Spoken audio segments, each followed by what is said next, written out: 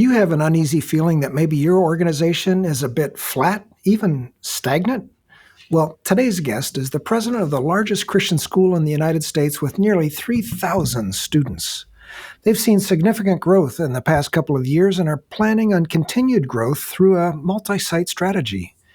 In our conversation, our guest outlines several keys that have led to the creation of their flourishing workplace culture and how their culture is the foundation for their growth and impact. Listen in as we talk about several actionable steps that have led to high levels of trust and Christian character among their faculty and staff. Welcome to the Flourishing Culture Leadership Podcast, your home for open, honest, and insightful conversations to help develop your leadership, your team, and build a flourishing workplace culture. Hello, I'm Al Lopez, the co-founder of the Best Christian Workplaces and the author of the book Road to Flourishing, 8 Keys to Boost Employee Engagement and Well-Being. And I'm passionate about helping Christian leaders like you create engaged, flourishing workplaces. So thank you for joining us today. You know, when you lead a growing organization, it takes intentional effort to reinforce the vision and the values of the organization. And today, on the Flourishing Culture Leadership Podcast, we'll learn from the president of the largest and growing Christian school with a flourishing workplace culture. And we really encourage you to listen in to learn practical ways that you can lead well to influence workplace culture. I'm delighted to welcome Dr. Jason Rachels to the podcast today. Jason is the president of Calvary Christian Academy in Fort Lauderdale, Florida, with 2,900 students between pre-K and the 12th grade. Jason, welcome back to the Flourishing Culture Leadership Podcast. Thanks a lot, Al. It's great to be here with you. I appreciate it. Great to have you again, Jason. And I think of my visits back to be with you and your leadership team as you've talked about your culture. And I appreciate Tara has worked with you now for the last couple of years. You know, and you've been with the Calvary Christian Academy since it started in 2000, so 23 years of service. And first as an assistant principal and then growing your leadership responsibility over the years, now serving as president. And since you've been president, you've seen a very nice increase in the health of your workplace culture. So from your vantage point, what has changed over the years more broadly in Christian education? And what are some of the core strengths and values that remain unchanged? Yeah, good question. I'd say Christian schools have begun to focus more on intentional discipleship and biblical worldview. As kids get more and more connected to social media, they're getting just all these additional hours of negative worldview shaping that needs to be countered with a biblical worldview. And I hope that more schools are working to not only provide persuasive arguments for the faith, but to also work to capture the hearts of the students. So not just going after their minds, but going after their hearts as well, because the culture is definitely doing that. And as for core strengths and values that remain unchanged, I'd say that most Christian schools have remained true to the Word of God and making the focus to be about Christ. I think that's always been the case. We just had to change some of the ways we do it as the culture has adjusted. Yeah, and there have been certainly big changes for sure. Well, Calvary Christian Academy has been doing the engagement survey with the best Christian workplaces since 2015, and you've got a long history and again, a very nice improvement in your workplace culture. And one of the areas of strengths that you have, which is above the averages of other Christian schools, is valuing diversity. And in this day and age, diversity is important in education. So how have you and your team nurtured diversity in your school, and what steps are you taking to continue to grow in this important area? Yeah. Well, one thing that helps a lot is that we're a ministry of a church that is rather diverse itself. It's probably the most diverse church I've been a part of, and South Florida is rather diverse as well. And thankfully, our church seems to show that flavor of the community that we're a part of. But then when it comes to hiring, we really just want to hire the best people for the job. And when you truly want that, diversity should happen fairly naturally because people of diverse backgrounds possess the talent. And so we didn't really try to set quotas or try to force the numbers, but rather just say, who's the best person for the job? And I think I saw our church as diverse and our school as diverse, people felt comfortable coming and applying. And so it's worked out pretty well. Yeah, as I've been on your campus, again, both with the Calvary Chapel Church in Fort Lauderdale as well as the school, you really do have, and it's really impressive to see the diversity that you've got. I was always impressed as I walked on the campus to feel the level of love, clearly the love of Christ that exists in your campus.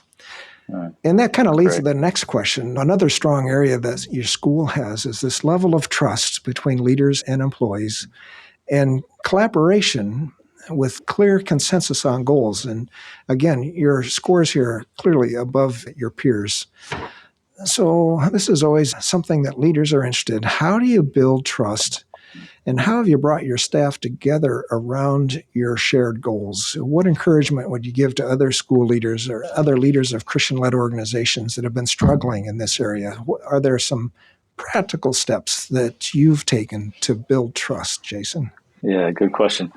The first one I'll share is not easy to put into practice quickly, but one strength in our leadership team is the longevity of each of the leaders. So at our higher level leaders, they've been there for a long time. So I've been at the school for over 23 years. My head of upper schools has been at the school for 20 years. My administrative assistant worked at the church and school for 23 years. My early childhood director has been here since we opened 23 years ago. So all that longevity, it's like these people, they're known. And also I'd say, in addition to the longevity, is the fact that the vast majority of them actually started as teachers or teacher assistants at the school and worked their way up through the ranks over time by showing exceptional ability and character. So we work hard to be true to our word and to the mission of the school. We also have core values that we teach and practice. And so I think all that together are some of the key factors that have led to that high level of trust. They've seen us for a long time, and we really try to stay true to what we say and what our mission is. In terms of bringing staff together around shared goals, it's really nice that we know that our mission is taken directly from Jesus' Great Commission. So that's our key goal, and one that we all know is worth giving your life for. So that's a lot easier to do than it might be, for the mission of a store or something like that. And in terms of practical steps that leaders can take to build trust, I think we need to be true to our word and show a long obedience in the same direction, as someone once put it. Also being real and transparent with your people, especially those that you work closely with. So you don't have to try to pretend to be perfect or anything like that, but let people know when you've messed up and admit to it and own it up. And people generally know anyway, and they appreciate that you're willing to be real and sort of invite them to be real as well. These are great. Yeah, true to your word, long obedience in the same direction, just being faithful and transparency. Great suggestions. Your school has been in a season of growth, and you're also adding new locations in the past few years. And your Hollywood school, again, separate from your main campus, but your Hollywood location started doing the Best Christian Workplace survey, a few years ago, and they've also steadily improved. And so what are some of the challenges of growth as far as being a shared vision and culture? How have you worked to bring these new locations and to be sure, because of growth, the current strengths that you have, how do you keep the CCA culture in these growing and new locations? Yeah, good question. And definitely something we have to be intentional about. And I think that, incremental growth on the same campus would not be too difficult. But we did something that created a greater challenge for us, as you mentioned. And so a church with a school asked us if we would take over running their school, which involved closing that school, reopening it as a Calvary Christian Academy. So this created greater challenges for culture, as you're taking a body that had an existing culture and a way of doing things, and then we need to come in and build trust and relationship in a situation that could feel awkward for them and challenging, as like they're under new management and their colors are changing and their mascot and their name and who are these people. So, but through, again, trying to be true to our word and not over-promising, but really trying to be frank about, hey, how we want to make this place better, but it's going to take time. Being consistent in our character, really trying to best care for the people, love the people, respect the people. We've really been able to see some great things happening there, and that's been a cool thing.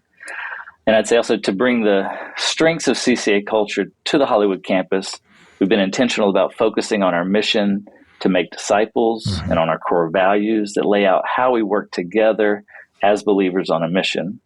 We also sought some outside with Scott Barron at School Growth. He's come in and helped work on some different things that have been made a real good impact. But definitely BCWI has been helpful to give us that inside look at how does every single staff person feel about all these different areas, something that you just can't get that level of depth by management by walking around. I recommend management by walking around, but the BCWI survey lets us really get in and hear their frank assessment because it's anonymous, and that's just been really a healthy part of it. Yeah.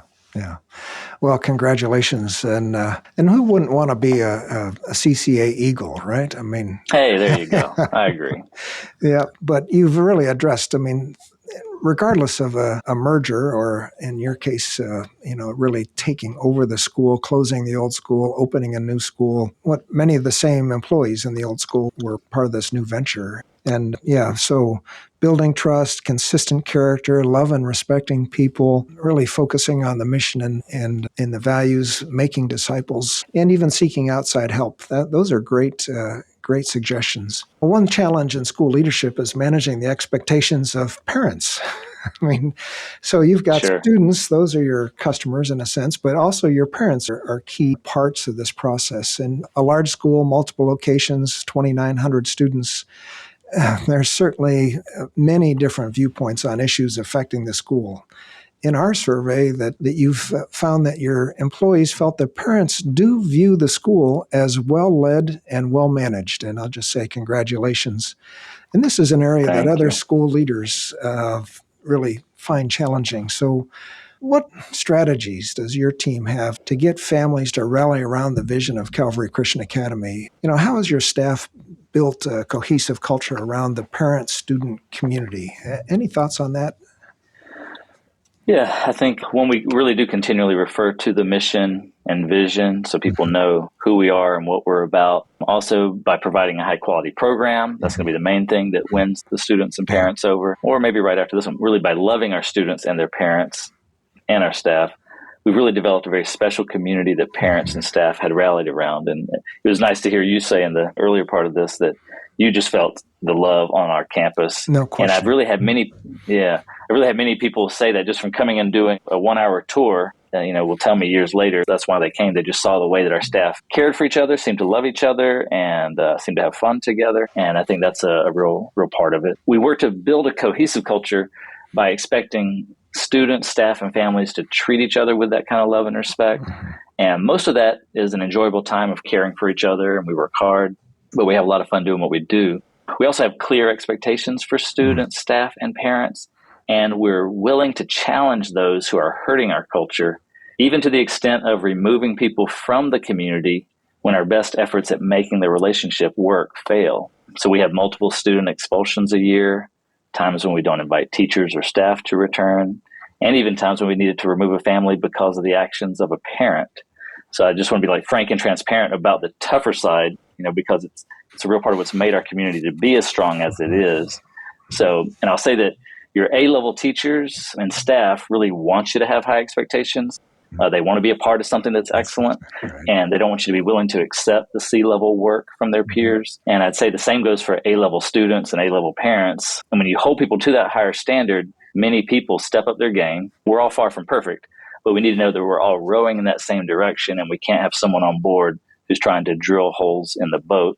And so not want to focus on the negative, but to say, as we do all the positive, fun, encouraging, we're also willing to make the tough decisions when we need to. And that's something that I feel sorry for the public schools, because they don't quite have as much freedom there as we do with the teachers unions and the public school parents, whereas we really can say, hey, we're a private organization, and if you want to be a part, there are expectations to follow. That's fantastic. I trust you're enjoying our podcast today. We'll be right back after an important word for leaders. Are you tired of spinning your wheels with unwanted turnover, toxicity, and disengaged employees? Do you want to improve your team's effectiveness and performance? A helpful way to improve is to have you and your leadership team buy our new book, Road to Flourishing: 8 Keys to Boost Employee Engagement and Well-Being. This is the only research-based book that shows you how to engage employees, build fantastic teams, cultivate life-giving work, attract and retain outstanding talent, and much more. To buy a copy for you and your team, go to www.roadtoflourishing.com. And when you buy a book of our Rewarding Compensation Flourish Guide, again, go to roadtoflourishing.com and buy a book for you and your team and receive a free Rewarding Compensation Flourish Guide. Now, back to our conversation with Jason Rachels, the president of Calvary Christian Academy in Fort Lauderdale. And I know our listeners are listening closely, having clear expectations. And as you say, you didn't use these terms exactly, but people who are hurting and busting your culture, you are on top of that. And you work through processes to help make sure that they are meeting the expectations that you've outlined for all groups, for your families, for your parents, your students, and your staff. Absolutely. Wow. I don't know where you got that analogy about people rowing in a boat and so on. But anyway, let's get on to that next question. Last year, your school hosted a conference for leaders of other Christian schools. And as you've attended and interacted with your peers in Christian leadership, what are you hearing from them as far as trends in Christian schools? What challenges are Christian schools facing today? How are you equipping leaders, faculty, and staff in your own school to meet these challenges? And, how does having a flourishing culture make a difference for CCA as you even face these unique challenges? Yeah, I'd say as far as other schools, what are they facing? Many are actually facing the challenge of space, which is a great problem because many are leaving the public schools for Christian schools. And then there are the challenges that come from our students being immersed in an anti-biblical culture. I think we've just seen our culture through the years get more and more anti-biblical or post-Christian, you might say. So we have to work that much harder to help our students understand the truth when so many lies can be coming at them throughout the day and when they're immersed in media and other sources. So that's been something that we've seen and that other schools I've heard them talking about as well. One thing that we're doing to fight this is to be intentionally training our teachers in solid biblical worldview development. And so the Colson Center has been a big help with this, as have been several books that we've taken our staff through, and just one, making sure that we ourselves as staff have a solid biblical worldview, but also that we can really see the parts where students might particularly be struggling and how we can help them with it. And then you asked about flourishing culture, making a difference as we face challenges. Yeah. So I'd say that having a flourishing culture makes such a difference because staff are that much more engaged in what's going on. They're more likely to be with you and, again, rowing in that same direction versus against you.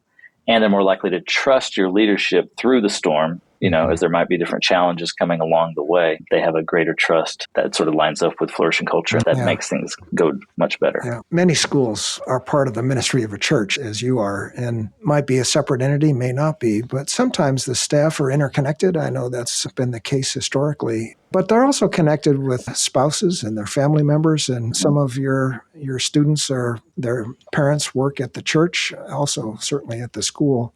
And this can impact the work-life balance, even the communication networks. I'm sure it makes communication much more complex. So how do you keep a positive partnership with the church, Calvary Chapel, Fort Lauderdale? And what have you learned over the years that might help other Christian schools navigate the partnership with a key church that you're a part of? Yeah, that's a great question. As I know, I hear horror stories from church-school relationships as well as, good things too. And it's definitely sort of like a marriage where you have to just always anticipate that there are going to be challenges and you got to choose to work at it. So we try to keep the lines of communication open and flowing, so that we try to avoid surprises and try to treat each other with love and respect. We also look to try to develop policy and procedure so that it's clear to people who does what and how things work. Hey, if we need the sanctuary, that should have been put on this calendar by this date, so that no one's surprised. Or if you need the AV people or if you're going to change, something. And I'd say also a phrase we say around here is like, blessed are the flexible, for they shall not be broken. So it's good to be flexible. There's going to be times where if something comes up on both sides that they need to flex and be ready to change. We have to know that we can't always have our way. So whereas I know that there's schools that are independent that really they control their property and pretty much do whatever they want anytime. And that's a nice plus. But there's also a real plus of being a part of a church ministry, as you just can do so much more with shared space and things like that. And I'd say realize that if everyone acts as though the team you're on is more important than the team you lead, then we can tend to be better at developing unity rather than moving into separate silos and fighting against each other. So for me, I report to the senior pastor. And while there's things I try to be an advocate for the school, but at the same time recognizing, hey, but I'm on his team and we need to make this whole thing work together. Yeah, I really like that, Jason. That's great advice. Again, being on the team, and that's team number one. And then the team that you're responsible for is important, but not team number one. Yeah. So Yeah. yeah, senior leadership, being on the same team, focusing on the overall organization versus your sector. That really does promote teamwork. Well, Jason, I'm often asked the question, so why should a Christian school focus on having a flourishing workplace culture? And we kind of addressed this a little bit, but I want to get your thoughts more specifically. What difference does it make for your students, for their education, maybe even their discipleship, and possibly even the financial health of your organization? And I know that you put a lot of energy into creating this healthy culture. Why do you do it? What's the difference? What difference does it make? Yeah, good question. As you ask it, I almost think to myself, like, it's almost like asking somebody, hey, why bother to be a healthy person? Mentally, spiritually, physically, why bother? That's a lot of work. It's so much easier to just eat Doritos on the couch. But I would say, it's sort of the same thing. When you are a flourishing workplace culture, it's like you are a healthy body. You're going to be able to, as a Christian school, better care for the kids. The staff are going to have better relationships with each other. It's going to be a place where people more likely want to go to work.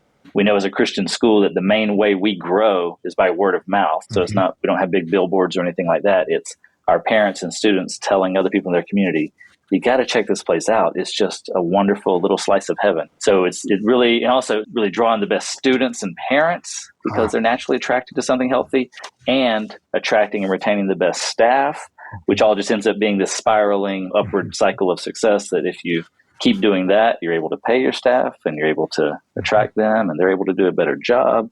So it just is really making the whole place healthy and thriving. And we've just really found it to be definitely worth the effort. Whereas I think in my early days, I would have thought, culture, that's all that soft stuff. I got real stuff I got to work on, the budget and building this classroom. But I've really come to see more and more through the years, oh, wow, culture is a big deal. And things that the Best Christian Workplace surveys, these are actually a big deal and actually do hit the bottom line, by the way, the budget that will let you afford to build that classroom. So that'd be my take on it. Yeah. Well, Jason, thanks. Well, we've learned so much from our conversation, and even going back to the trends we're seeing in Christian education, the importance of intentional discipleship, the importance of Christian worldview that you've talked about, how when it comes to diversity, you're really focused on hiring the best person for the job. And naturally, you're seeing in a culture of diversity that the best people are showing up and applying for key roles.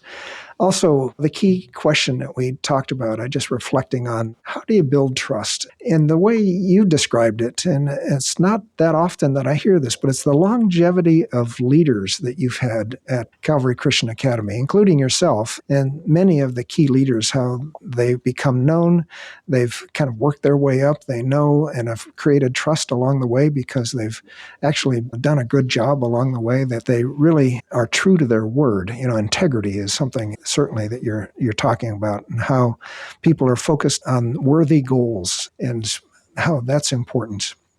Also, just again, as you've grown and added new locations, created new schools, basically, how you're keeping that culture, that flourishing culture, and building that by building trust, and also by being consistent in your character. You use the term a lot, love and respect for people, and just demonstrating that over and over again. How you've worked with parents, the challenges you faced, and then again, the blessed are the flexible, they shall not be broken. I don't know that I've heard that before. So this has just been a great conversation, Jason. Thanks. Is there anything that you'd like to add that we haven't talked about, or that we have talked about? Anything you want to focus on or emphasize? Sure. No, I think I just really have appreciated what the work that you guys are doing to help Christian organizations develop a flourishing culture, because it's been so helpful for us. And I know that it can be a real benefit to so many others as well, because when you're able to, like I say, have all of your staff answering all of those questions, and not in a way to maybe try to please you because you're standing right in front of them, knowing that this is anonymous, this is how I really feel. It really does let you put that information together and say, okay, wow, this is interesting. And one thing too that I'll just say, and this might be more detail than you want to know, but the way that you guys disaggregate the data is just something that I wish a lot of other organizations could learn from, because sometimes I'm a part of a survey that just sort of mushes it all together. And it's like, oh, wow, hey, your whole staff feel this way about X. And it's like, well, that's nice to know. But when BCWI breaks it down, it's like, hey, our whole number is 75% or something, but did you know that your science teachers hate what's going on, but your math teachers love it? So what's going on? There's something that you probably need to look into there as to why does this group love and this group hate the same thing? Or here's how your older staff feel versus here's how your younger staff feel, or here's how your men feel versus here's how your women feel. That's been just really eye-opening and helps you to really be more likely to be able to create some actual action steps that are going to do something versus seeing everything sort of mushed together in one raw number, you know. I'll also say, exciting, we're actually going to be opening a third and fourth campus this next year, one in Boynton Beach and then one in North Miami. And so, you know, it'd be good to, again, have the tools there that we can do to work with. The Boynton Beach is brand new, so we'll be bringing every single one of those person on new, but North Miami is taking an existing school and reframing it as a CCA. So again, we'll have those cultural challenges there that we can really try to go in and again, have a chance to give people a voice to share how they're feeling about things and where we can try to respond to that. So look forward to being able to use the tools for that. So appreciate all you guys are doing, and I think it's making a difference. Well, I appreciate your leadership, Jason, and thanks for sharing today. Thank you for your contributions. And most of all, I appreciate your commitment to serving God's kingdom by preparing students to glorify God in all areas of their lives and teaching, starting with your faculty, Christian worldview, because that's so important in our day and age. Your school is educating tomorrow's leaders to be world changers for Christ. And thank you for taking your time out today. Thank you for your heartfelt passion for Christian leadership and Christian education. Thanks, Jason. Hey, thank you. I really appreciate the time. The Flourishing Culture Leadership Podcast is sponsored by Best Christian Workplaces. If you need support building a flourishing workplace culture, please visit workplaces.org for more information. We'll see you again next week for more valuable content to help you develop strong leaders and build a flourishing workplace culture.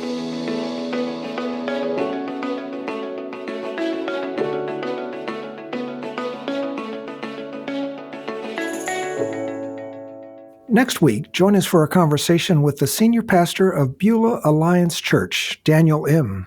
Daniel is relatively new in his key role at one of Canada's largest congregations located in Edmonton, Canada.